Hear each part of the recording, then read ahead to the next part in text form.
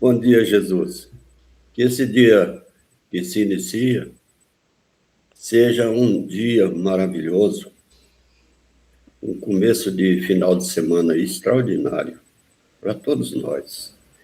Para todos aqueles também que participaram do nosso estudo através do YouTube, é que Deus e Jesus, neste momento, envia uma equipe de mensageiros de André Luiz, da equipe dele, para abrir as nossas mentes, para inspirar o meu querido mano Odilon, para nos ajudar, eu, dona Lalinha, né, a entender as lições que vão ser passadas para nós, porque são lições de vida, e para nós tem um sabor todo especial, porque nós somos espíritas, sabemos que a vida continua, a reencarnação, a desencarnação estão aí, uma pertinho da outra. Então a gente roga que nesse instante a nossa mente seja aberta para o estudo, e que a sua paz, Senhor, permaneça com todos nós, nos dando aí um final de semana maravilhoso com a família também. Muita paz, que Jesus nos abençoe. Que assim seja. Capítulo 13 nós vimos na semana passada. A psicose afetiva, né? Não, esse é de hoje, estou falando errado. A semana passada foi capítulo 12, que nós vimos estranha enfermidade, isso. Hoje é capítulo 13, psicose afetiva. Nós vamos ver. Só para lembrar que na semana passada, então, nós vimos a psicose afetiva. Foi o caso do Fabrício, né? Fabrício, ele estava à beira do que eles chamavam na época de loucura, porque ele estava ouvindo vozes, né? Estava envolvido, né, com essa doença, essa enfermidade, a anomalia, e ele estava perdendo até a própria personalidade dele, assim, né? Ele saía fora de si. A mulher dele foi no começo lá, foi dar alimento para ele reagiu com muita agressividade. Então a mente dele estava desajustada, diz aqui superexcitada. Então, por conta de situações do passado, né? Recordações atrozes estavam na consciência dele. Então, ele estava próximo da loucura. Ainda não estava totalmente por conta da dedicação da família. A família dele, ele tinha uma esposa, né, dedicada, os filhos e tal. E aí mostra, aqui conta também o porquê que ele entrou nessa, né? Então, por que ele aconteceu isso com ele? Ele foi tinha 4 irmãos, né? O velhinho, o pai dele, estava desencarnando e pediu para ele, que era o mais velho, cuidar dos irmãos, deixar uma herança, um patrimônio assim bastante razoável, né, para ele. E ele pegou e se apossou de tudo, usou de artifícios da lei, né, dentro da lei, a lei facultou para ele, acabou ficando com tudo o recurso, né, e deixou os irmãos à deriva, né, os irmãos morreram, né, na miséria, né, por conta dessa ação dele. Então, o interessante dessa passagem é que ele não estava sendo obsediado, ele não estava sendo assediado por inimigos, por espíritos do passado, mas era a mente dele que fazia isso com ele. Ele mesmo, com a culpa que ele carregava, ele tentou depois encontrar os irmãos, mas os irmãos já tinham morrido, para poder compensar, porque no começo tudo ia muito bem, né? A sociedade aceitava ele muito bem, ele rico, né? Sentendo, prosperando e tal, mas passado o tempo a mente dele começou a desajustar, o sentimento de culpa, e aí, então ele entrou nessa de começar a ouvir vozes e tudo mais, né? E ele não conseguia ficar normal. Então, Aí diz assim, né, que o equilíbrio dele, né, ia acompanhar ele por algum tempo e ele ia se recuperar quando ele resolvesse, né? Diz aqui, ó, somos médicos de nós mesmos, né? Ele é médico de si mesmo. Quando ele conseguir, né, encontrar-se consigo mesmo, né, buscar o equilíbrio e sair dessa, né, perceber, né, se arrepender do que ele fez e tudo mais, ele poderá então voltar para a situação normal. E aí, voltando a falar, né, que ele tinha até alguma proteção ali, né, a espiritualidade estava ali agindo para ele ter uma morte tranquila, porque ele tinha seus méritos, né, e a esposa dele, né, também era uma pessoa muito boa que estava auxiliando, e ele se dedicou à família. Os 3 filhos estavam bem encaminhados assim na questão moral e tudo mais, por conta que ele era um bom pai, embora tenha feito cometido esse crime de deixar os irmãos sem recursos financeiros, morreram na miséria.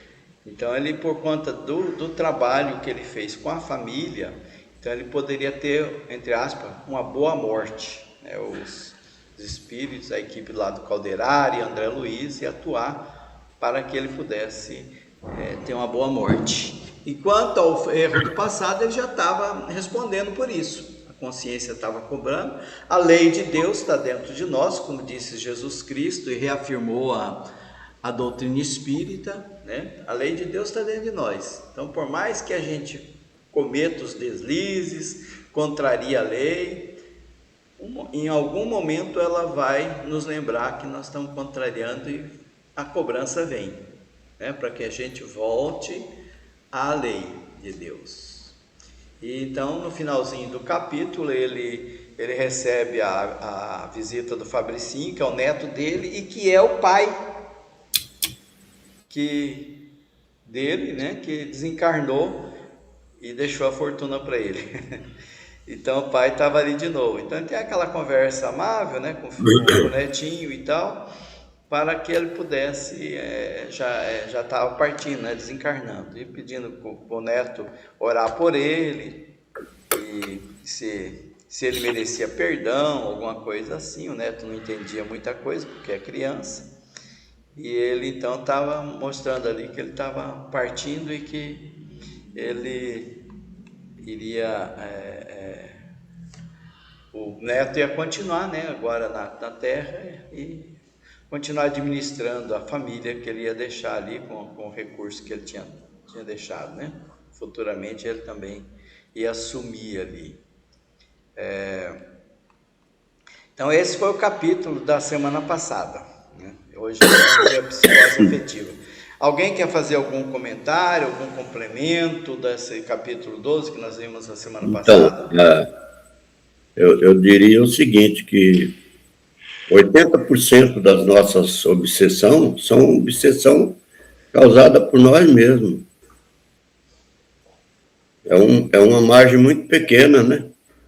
E a gente dá para que os obsessores fazem parte da nossa vida, mas a maior parte é acarretada por nós mesmos, pelos nossos desequilíbrios, nossa maneira de agir, né? E uma outra coisa que se eu fosse quem editou o livro, eu tirava esse negócio de boa morte. Coloca bom desencarne. É uma palavra assim que nós entendemos, mas as pessoas lá fora falam, as espíritas acreditam que a morte é o fim, né? acontece, né? Então, um bom desencarne. Uma boa passagem para a vida espiritual, né? Bom, esse é meu modo de pensar. Considerar o que você falou no início também, né? Esse percentual pequeno que a gente diria assim, influência externa, influência dos obsessores, ainda assim eles nos influenciam porque a gente permite. Exatamente, é o que eu ia falar, né? Você completou. No final é a gente que tá no comando de tudo. A gente que Ninguém vem permite. te perturbar de graça. Tá certo.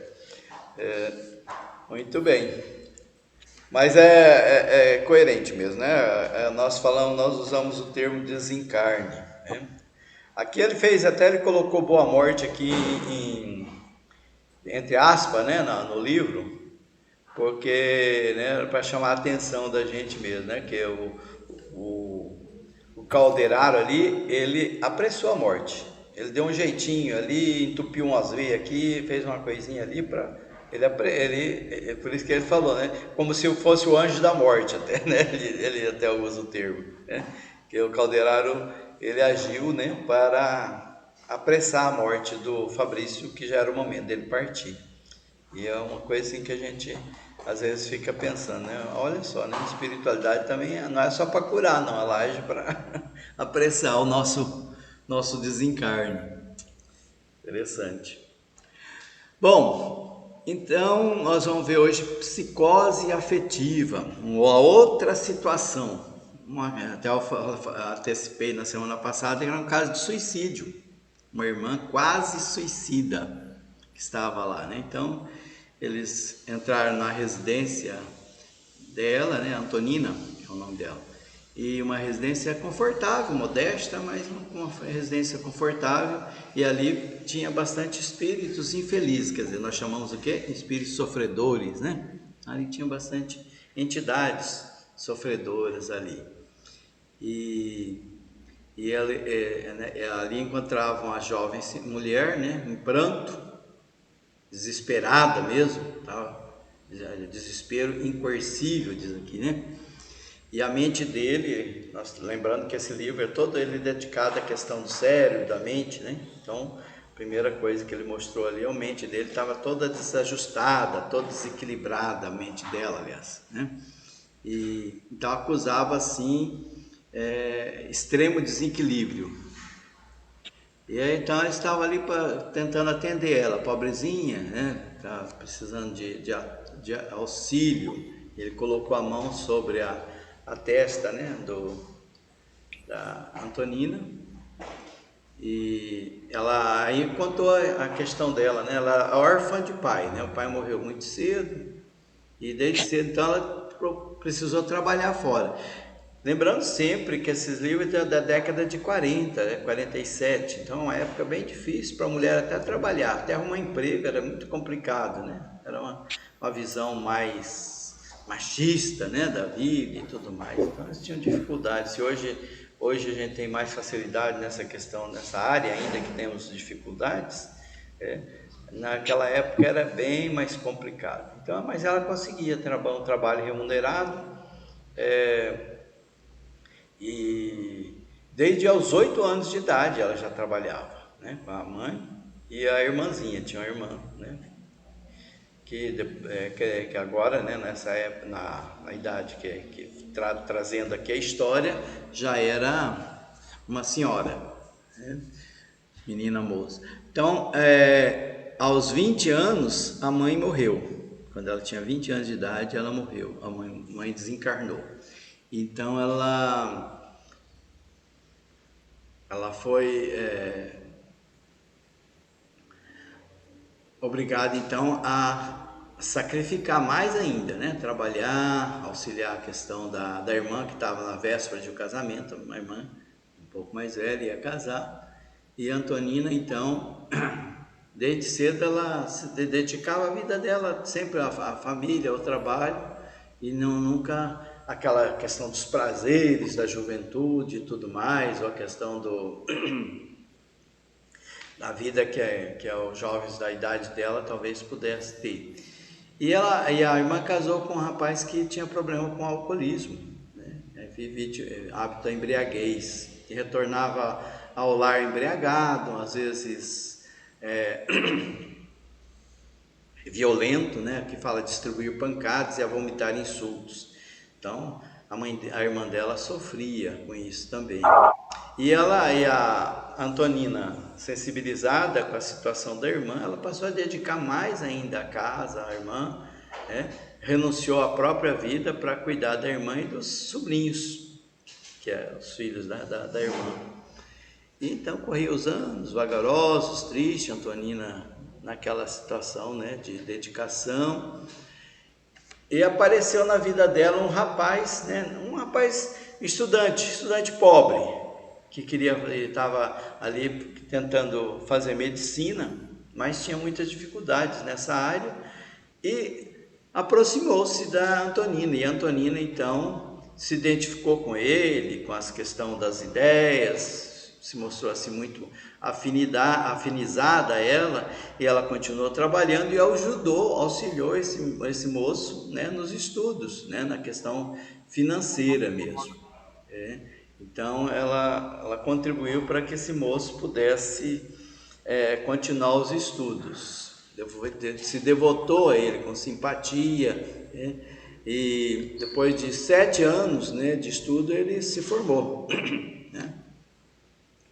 Então ela vivia nessa vida, dedicando a família, né, a irmã e aos sobrinhos, e aquele novo Gustavo, né, que é o nome do rapaz, um novo amigo, né, que entrou na vida dela, né?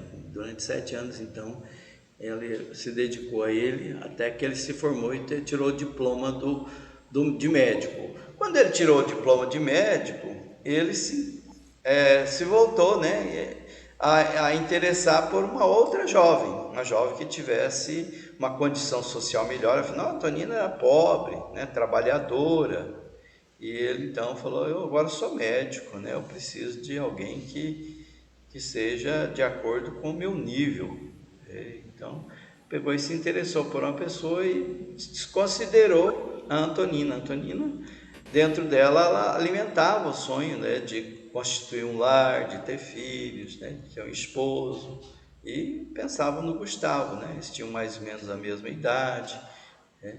Mas ela desposou de uma jovem, ele casou com uma jovem de vultuosa família e desprezou a Antonina. A Antonina procurou ele foi ríspido com ela, humilhou ela, falou: não, imagine, eu não posso me envolver com uma pessoa, né, da sua classe, eu agora pertenço a uma classe diferente para os meus negócios, né, eu preciso de uma pessoa que tenha um partido melhor. E eu não... Então, imagine, né, ela sentiu-se extremamente humilhada pela rejeição. Não quero uma pessoa que é operária de laboratório, mãos calejadas, com já o cabelo embranquecendo. Então ele foi bem ríspido com ela.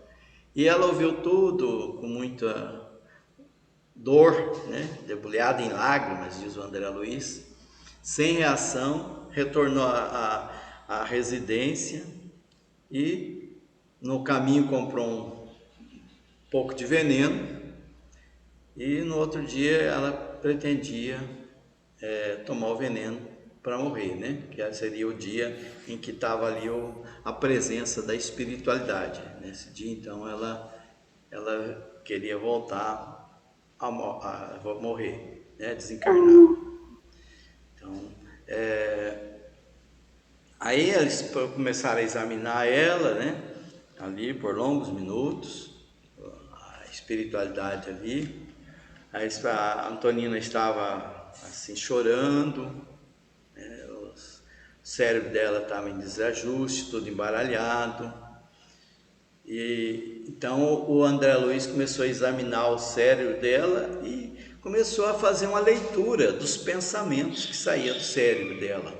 E ela dizia assim: seria crime amar alguém com tal excesso de ternura? Onde estava a justiça do céu que não premiava o sacrifício de mulher dedicada à paz doméstica?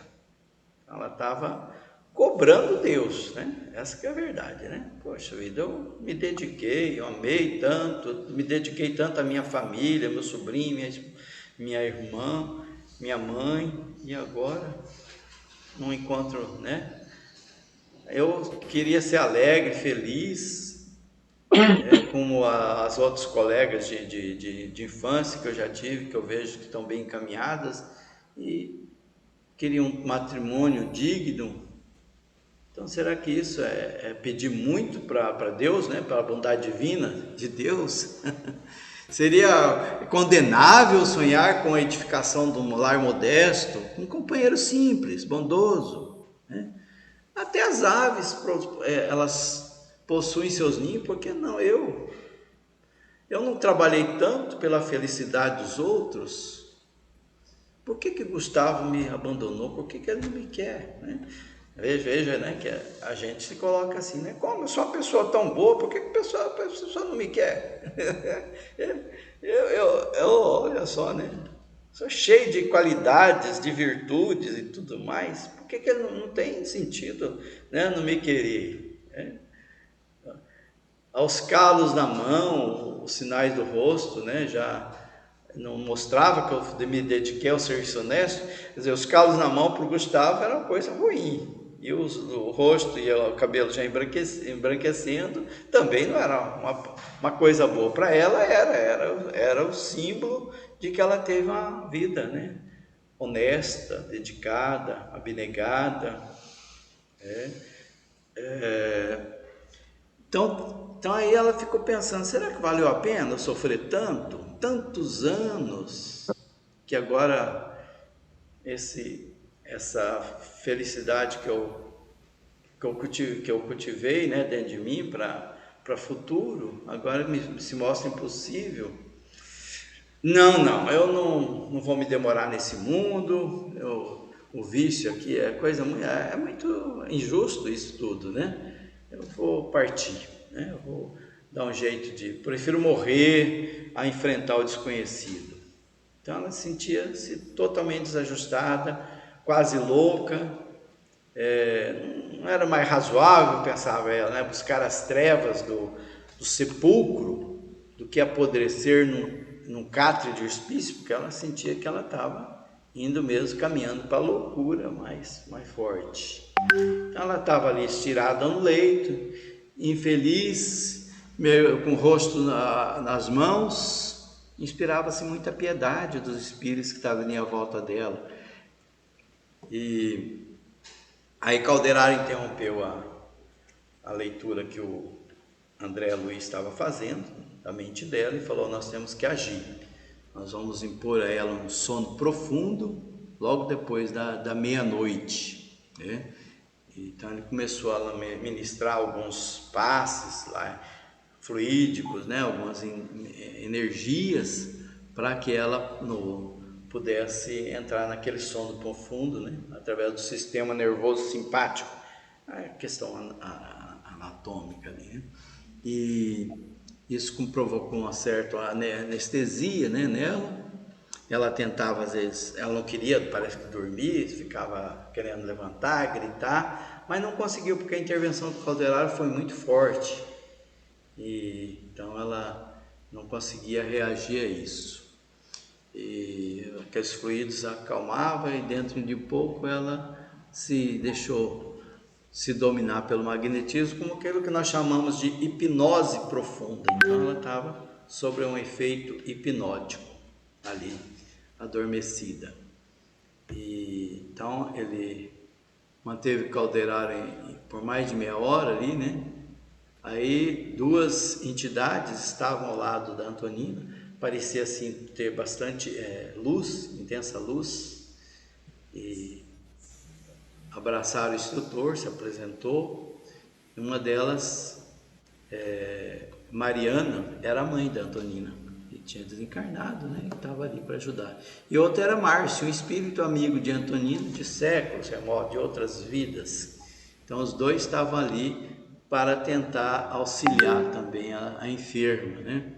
A senhora, ela desencarnada, então se inclinou para a filha, chamou ela, como se chamava ela na terra, e Antonina então ergueu-se encantada e feliz ao ver a mãe. Pessoal, vocês querem fazer algum comentário até aqui, não? Esse caso é meio Por mim pode né? continuar, tá uma história assim, agradável de ouvir. Ninguém quer comentar sobre a Antonina? Antonina tá certa, tá errada? Como é que é isso? É relativo. É relativo. Ai, o certo e o errado é difícil. É difícil, né? A gente não consegue julgar nem nós mesmos, né? Quer julgar o Pois outro. é não julgar os outros. Pois é. É É assim é. por isso que existe a reencarnação, né? E os equívocos, e a gente vai estudando, vai analisando, né? Para Deus, ele não tem pressa. Passa a reencarnação toda no mundo espiritual. É mais fácil de você fazer uma avaliação, né? Então, Porque na Antonina, ao invés dela pensar desse jeito aí, todo mundo tem um ninho, ela também tinha um ninho dela. Só sozinha, né? Ela não tinha o parceiro no ninho, mas ela tinha o ninho. Porque Deus faz as coisas tão certinha que não tem jeito da gente duvidar. Porque se ele faz daquele jeito, é porque é para ser daquele jeito. Igual é o que eu estava falando da minha neta. Uma menina tão linda, você precisa ver o tanto que ela é linda. Ela não tinha um ano ainda, porque ela ficou 4 meses na UTI, até recuperar, tomar tamanho. Ela chegou a pesar 600 gramas, e ela não sabia falar nada, mas passar perto de uma pessoa, ela olhava e falava, oi? Todo mundo sabia, falar, oi? E ela era cativante com as pessoas. Então, ela tinha afinidade com as pessoas, desde pequena. E naquela situaçãozinha dela, tadinha. Então, cada um tem sua maneira de viver. Então, Deus quis que a faça assim, ela é feliz daquele jeito. Ela não reclama da sorte dela, ninguém reclama, nem a mãe reclama. Reclama. Precisava ficar daquele jeito. Não é porque Deus quis, não. Porque ela precisava daquilo para ela própria, né? Porque tudo que acontece com a gente é para nós mesmos. Não, os homens assim, vou fazer isso assim para Deus. Nós não faz nada para Deus, não. Deus faz para nós. E tudo que Deus impõe ou coloca na nossa vida é para nós, é para o nosso adiantamento. Por nosso atraso, ele não põe nada. Ele deixa acontecer coisas para nosso adiantamento. Para isso. E o resto tudo é nosso livre-arbítrio. Ele passa para nós. é isso mesmo. Mas vamos em frente então. Aí ela disse, mamãe, mamãe. E ficou, né, se refugiou nos braços da mãe. Imagina que ela estava ansiosa, né, angustiada, triste. E a mãe apareceu, foi uma coisa assim maravilhosa, uma bênção para Antonina. E a Mariana, que é a mãe dela, acolheu ela com muito carinho. E ela disse, mamãe, me ajuda, porque eu não quero mais viver na terra. E eu não quero mais esse corpo pesado, o destino está me fazendo, aprontando comigo, sou muito infeliz, tudo para mim está funcionando ao contrário, né? Tá tudo errado, me leva daqui para sempre. Aí a senhora contemplava ela triste. Márcio se aproximou também, né? E que era o outro espírito que estava ali e se fez ser visto, né? Pela Antonina. Antonina percebeu ele, ela olhou assim meio que assustada, mas eu conheço essa pessoa, né? E ajoelhou-se, né? À frente dele. E ele procurava lembrar no passado quem que se tratava, quem que era aquela pessoa, mas ela não conseguia recordar com precisão. Ele apenas via que era uma pessoa que ela já tinha visto. Sentia assim uma coisa muito gostosa, né? Um conforto sublime de estar perto dele, uma alegria mística, o que brotava do coração. E perguntou para ele, né? Aliás, a Márcio, né? Cercou-se dela e falou assim: por que esse desânimo, né? quando a luta redentora apenas começa, né? Então, olha só, né? Por que esse desânimo? Porque a luta redentora apenas começa. Então, tem mais coisa aí pela frente, Tonina. Você apenas começou o seu caminhar, o seu resgate, o seu compromisso. Isso é só o começo. Então, por que esse desânimo quando a luta redentora apenas começa? Esqueceu acaso que não somos órfãos? Acima de todos tem Deus, a sua infinita bondade. Você está recusando a porta estreita, que vai proporcionar para você um venturoso, uma felicidade lá na frente, né? Uma felicidade, um reencontro. E aí ela começou a pensar, né, no tempo, mas não conseguia lembrar de nada sobre ele. E ele falou, não adianta você querer se lembrar, não, porque não força a situação, só se acalma, pensa no presente. A nossa questão agora que nós temos que resolver é o presente. Você tem, o seu presente está cheio de abençoado serviço e renovadora luz. Então, o que ela estava vendo tudo errado, né, tudo ruim, era uma renovadora luz, era experiências, né, abençoado serviço. Um dia você vai reconquistar o patrimônio da memória total. Por hora, então, não tenta lembrar não, né? A gente tem coisas que não é bom lembrar mesmo não, né? A gente acaba se desvirtuando. Então, nós estudamos dentro da doutrina espírita que a bênção do esquecimento das vidas passadas é uma coisa muito boa para nós, né? Imagine se eu lembrar, né, da minha família, que é mais próximo, né? As minhas convivências, minhas culpas, as culpas do outro que nós fizemos em vidas passadas, né? Isso pode causar um atraso muito grande no processo de perdão, de auto-perdão, de reconciliação, de crescimento para todos. Então, ele disse assim, não tente lembrar, não. Que motivo você tem para o crime que você está querendo cometer, né? Para essa morte? Você não... Que razão, né? Que leva você a esse caminho, né? Esse precipício tenebroso. Então, ela estava falando, você está caminhando para uma coisa muito ruim. Tua mãe e eu sentimos de longe o perigo. E aqui estamos para te ajudar. E fez assim uma pausa um pouco mais longa e continuou dizendo para ela, ó minha abençoada amiga, como você se deixou assim levar pelo monstro do desespero? Diz-me, não se mantém silenciosa não, fala, não sou teu juiz, não quero te julgar, sou um amigo teu da eternidade, pode falar que eu quero ouvir. Ela desejava falar, né, a Tonina, e sentia os raios de luz e não conseguia, e ela fala, fala, e ela falou, estou exausta, meio que tímida.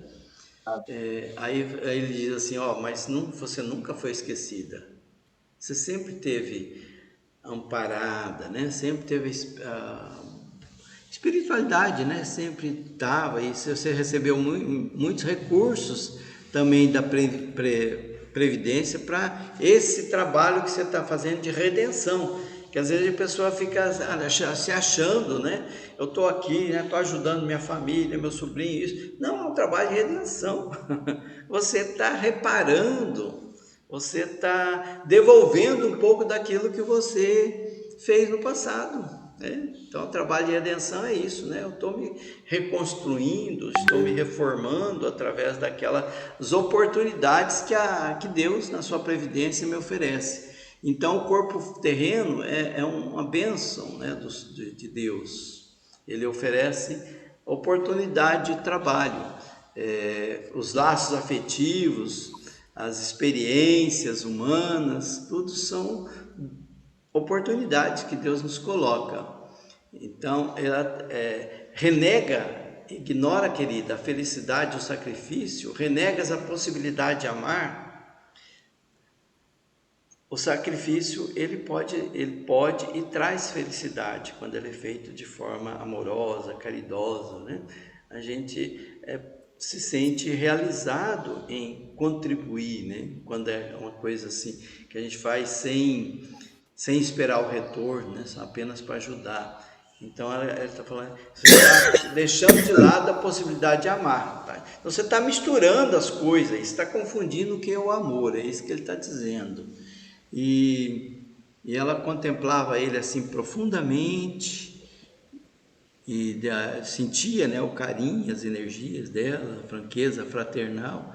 E aí ela disse, e ela começa então a falar: eu tive um sonho, sonhei, como toda mulher sonha, a posse de um lar, viver com um homem, né, que me auxiliasse a levar a existência. Eu idealizava receber de Deus alguns filhinhos, né, que eu possa acariciar. Isso é pecado, né, Celeste Mensageiro? Eu desejar essas coisas? Será crime uma mulher que busca santificar os princípios naturais da vida? Depois de anos a fios, né, eu me dedicando aos que me são caros, eu noto que o destino me nega, né? Isso me nega aquilo que eu pretendia. Será virtude querer viver entre pessoas como as outras demais pessoas, alegres, felizes, e o nosso coração se queda morto? Então ela estava ali, né, questionando novamente. Márcio então ouviu ela assim fraternalmente, e acrescentou aí, vem a palavra do Márcio, né? Não permitas, minha amiga, que a sombra de algumas horas se ofusque a luz de séculos por vindouros. Então, alguns momentos que você vai passar por dificuldades, o que é isso perante a eternidade, né? Algumas horas, né? E vai ter luz nos séculos por vindouros. A gente sempre lembra isso, né? Na doutrina espírita, nos livros dos espíritos, no evangelho, lembra, né? O que é a eternidade? É difícil até a gente imaginar. Então, às vezes a gente está passando por algumas dificuldades e a gente acha que aquilo é eterno, não vai acabar nunca aquele sofrimento, aquele desafio, e fica preso a esse vitimismo, a se achar coitado, a se achar que eu faço tudo e ninguém me devolve nada, né? Quer dizer, o que eu faço então, na verdade, tinha um preço. Acaba que não é uma coisa espontânea. Se eu faço esperando até um muito obrigado, quer dizer que eu não estou fazendo de graça, né? E nesse caso, muitas vezes a gente age assim, né? E então a gente esquece, né, que temos diante de nós a eternidade. A humanidade, diz ele, é nossa família. Os filhinhos da dor nos pertencem. Então a humanidade, toda a humanidade é a nossa família. Foi o que Jesus disse, né? Quem são meus pais, quem são meus irmãos? Questão da família universal. Então a gente quer se prender àquele círculo ali, não, minha família, sangue do meu sangue, né? Que tem o brasão, antigamente tinha a questão do brasão da família, dos nobres. Então, a gente ainda fica preso a essas questões que ela diz aqui, não, a humanidade é a nossa família, os filhinhos da dor nos pertencem. Então, nós precisamos reconhecer isso aí, né? Essas humilhações que a gente julga, né?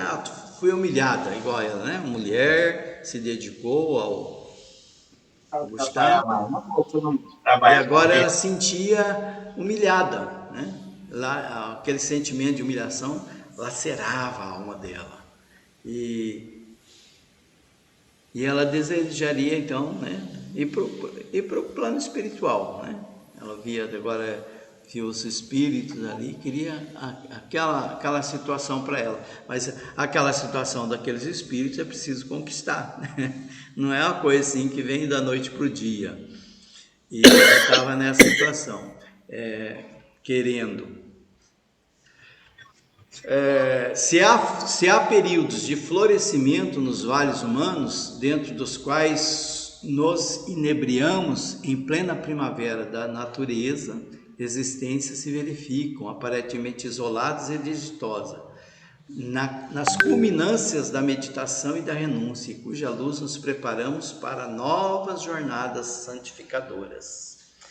Então, é aquela velha questão de tudo passa, né? Há momentos bons, há momentos ruins, né? Há momentos de florescimento, há momentos de colheita, e a gente está sendo preparado para jornadas santificadoras sempre. Então, a gente não se iluda você, que você desencarnando, quer dizer, ele diz aqui, a porta do sepulcro vai te levar à liberdade. Não. A lei segue em nós em toda parte. A lei de Deus está presente em nossas vidas. Seja encarnado, seja desencarnado, a lei está sempre nos cobrando, né? O Deus é justo. Deus exerce a sua infinita compaixão, mas não despreza a justiça, inquebrantável. Então, Ele dá-nos a oportunidade de conquistar essa felicidade, né? De conquistar. Você está achando que é deserdada, né? Que é infeliz. No entanto, você está desprezando possibilidades que estão à tua volta, né? Que te rodeia. Se você diz assim que é incapacitada, né? Porque não pode ter seus filhinhos, abraça os filhos, né? Outros filhos. Esquece essa questão de filhos consanguíneos ali, ó. Por que você acreditar que é exclusivamente os rebentos consanguíneos que têm valor, né? Então, tem tantas crianças abandonadas, né? Você não vê aí, né, os filhos da miséria, da privação. Se você não pode ser mãe das flores da própria carne, né? Por que motivo não se faz você mãe, tutora, né, de espiritual dos pequenos que estão aí ao mundo, né, desprezados, né, pequenos necessitados, sofredores? Se você acha que nós podemos ser felizes ouvindo gemidos à nossa volta, né? Então se dedique a esses que estão à sua porta. Como é que podemos ser felizes, né, quando tem um coro de choro, de lamentos à nossa volta, né? Choro de lágrimas. Então o mundo não é propriedade nossa. Nós, os filhos de Deus, somos convidados a colaborar na obra de Deus. O Pai é compassivo. Então, a verdadeira infelicidade é se acreditar favorito de Deus, favorito de céu. Deus não dá privilégios, né? Então a gente acha que a gente merece, né, um privilégio, né? Então sacode essa consciência adormecida. Lembre que Deus não se restringe a particularismo, né, de criaturas falíveis, né? Não esqueça que nós temos a universidade perante Ele. Então dedica ao trabalho, exercita os seus preciosos recursos que Deus lhe concedeu, a fim de alcançar a perfeição e a sabedoria do amor. Então você veja aqui que ele o mentor aqui, né? Ele não passa a mão na cabeça da Antonina, não, né? Chama a atenção dela, ó, levanta, sacode a poeira e vai para frente, né? Ajuda quem precisa, né? Sofre, né? Porque você, por causa de um personalismo de um homem, mas você tem muito ainda pela frente, né? Se ele te relegou ao esquecimento, né, por conta do egoísmo e tudo mais, né, você mostre você que você está acima disso, que você é uma mulher delicada e sensível, né, e supera tudo isso. Então o convite é ela faz uma lembrança que não é questão do sexo, né, as inquietações do sexo tomaram vulto na sua intimidade. Provavelmente também ela estava atormentada por essa questão, né, imaginando situações com o Gustavo que ela não ia ter. Então ela estava enlouquecendo, essa que é a verdade. Então ele diz, por vezes nós somos privados de sensações que ansiamos, inibidos de usar essas energias criadoras de forma física a fim de buscarmos patrimônios do alto ser, né? Coisas mais nobres, né? Então se a vida nos impede algumas situações é porque nós temos objetivos mais nobres à nossa frente. Não quer dizer que o sexo é condenável, claro que não. É a questão que o caminho dela era outro. É isso que ele está dizendo ali, né? Como muitos missionários aqui na Terra que a gente observa, né?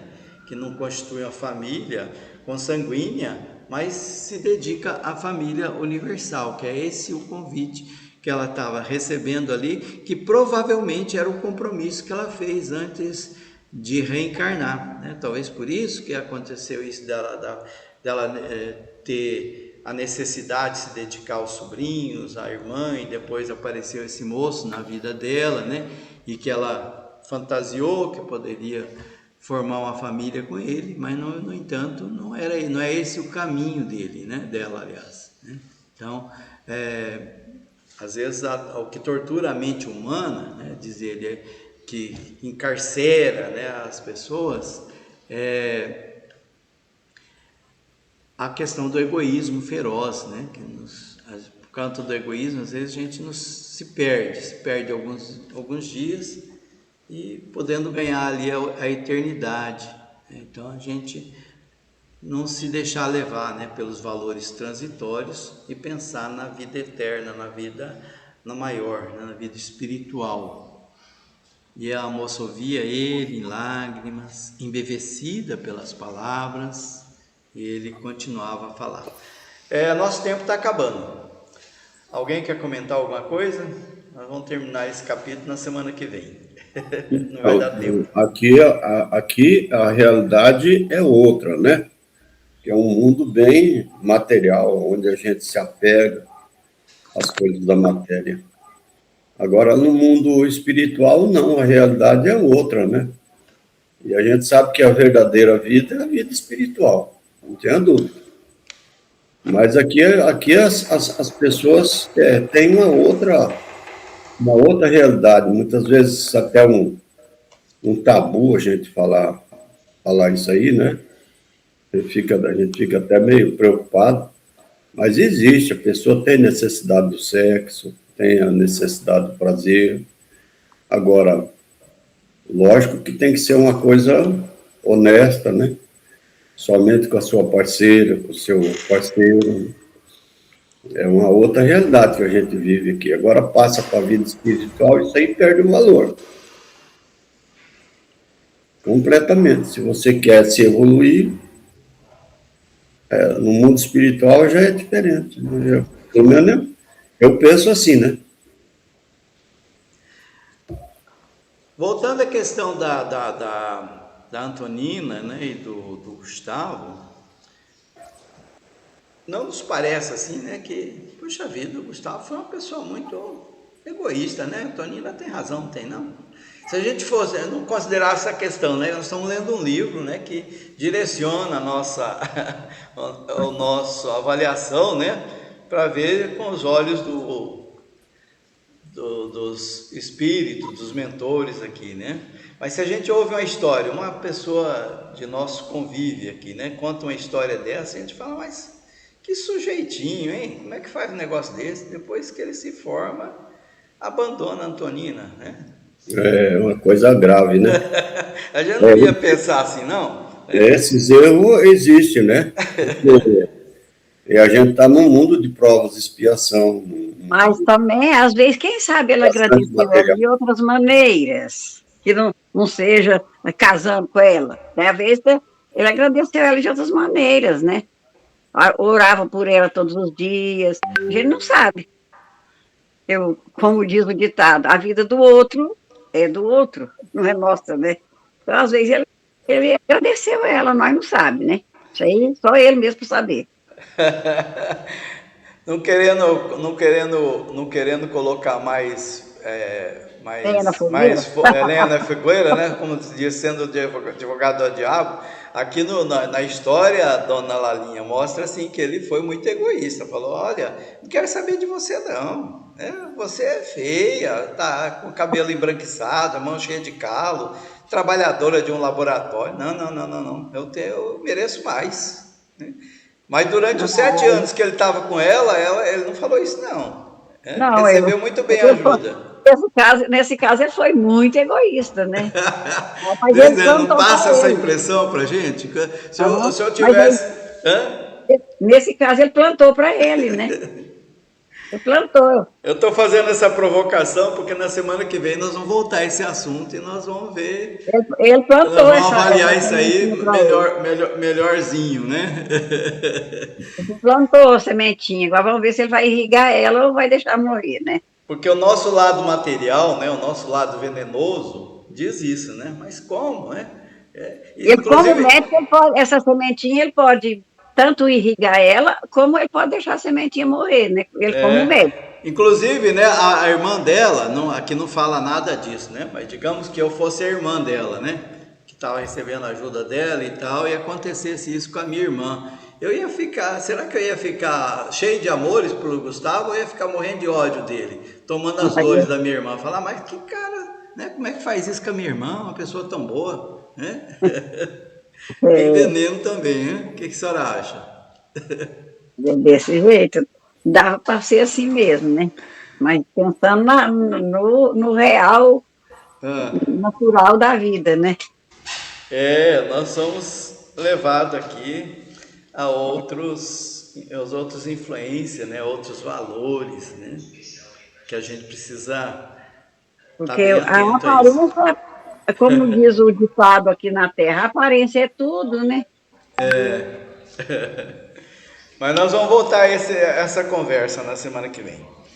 Vamos encaminhar para o encerramento, que já está faltando poucos minutos e o Google costuma tirar a gente do ar. Mas ainda dá tempo se alguém quiser fazer mais algum comentário. Tem 5 minutinhos para gente. Orlando, dona Lalinha, ou já vamos encerrar? Vamos fazer a prece, né, Dona? Vamos fazer a prece? Dona Lalinha fazer para nós agora. Isso. Pode ser, dona Lalinha? Sim. Ok. Obrigada, Jesus, obrigada, meu Deus, por esse momento maravilhoso que nós passamos aqui reunidos em vosso nome. Obrigado também por esse aprendizado. Obrigado, Jesus, por nós aprendermos a conhecer nós mesmos. Ajuda-nos, dá-nos força, coragem e entendimento para nós sabermos discernir o bem do mal, o certo do errado. E isso é muito difícil. Dá-nos força para nós protegermos a nós mesmos, de nós mesmos, nossos defeitos interiores e anteriores. Obrigada, Jesus, por tudo. Pedimos a Ti, Mestre Jesus, que continue sempre abençoando a todos nós, para que nós possamos estar sempre aqui reunidos e cada dia com um aprendizado novo. Abençoar a nossa família, a família do Orlando, do Odilon, a minha família, onde estiver cada um dos nossos, e também abençoa a família brasileira, a família do planeta, porque está precisando muito do amor de Jesus. Obrigado por tudo e que tenhamos uma boa semana. Assim seja. Que assim seja.